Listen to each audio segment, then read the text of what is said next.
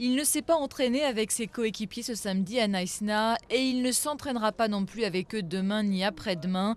La Coupe du Monde, c'est terminé pour Nicolas Anelka. L'attaquant des Bleus a été renvoyé.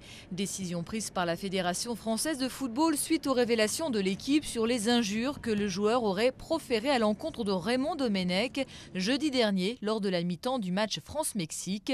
Ce ne sont pas mes mots, se défend Anelka, ce que reconnaît le président de la FFF, mais peu importe. Pour lui, la teneur est la même.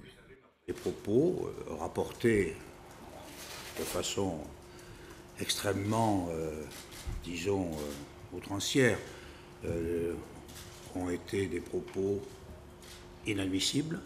Et à partir de là, il était normal que le staff et le président de la fédération, entouré des membres du Club France présents, prennent la décision qui a été prise. Une bonne décision selon Roselyne Bachelot, la ministre de la Santé et des Sports, qui vient de séjourner au camp de base des Bleus. Un camp que Nicolas Anelka a quitté dès samedi soir aux grandes dames du capitaine de l'équipe de France. Patrice Evra, dégoûté de voir son ami partir, est très remonté contre la presse et surtout contre la taupe qui est allée lui raconter ce qui s'est passé dans le vestiaire lors du match contre le Mexique. Le problème, c'est pas Anelka. Le problème de l'équipe de France, c'est pas Anelka. C'est le traître qui est parmi nous. Parce qu'il faut le dire. Comment cette chose a pu sortir dans la presse, puisqu'il n'y avait que nous les joueurs et le staff. Voilà, la question qu'il faut se poser, c'est ce traître qu'il faut éliminer du groupe.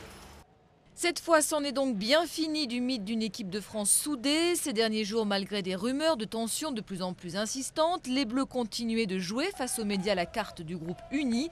Mais désormais, ce n'est vraiment plus possible de faire semblant. La chasse à l'homme est lancée à Naïsna et c'est donc dans un climat extrêmement tendu que les Bleus vont se préparer à affronter mardi l'Afrique du Sud pour ce qui sera sans doute leur dernier match de ce mondial décidément maudit.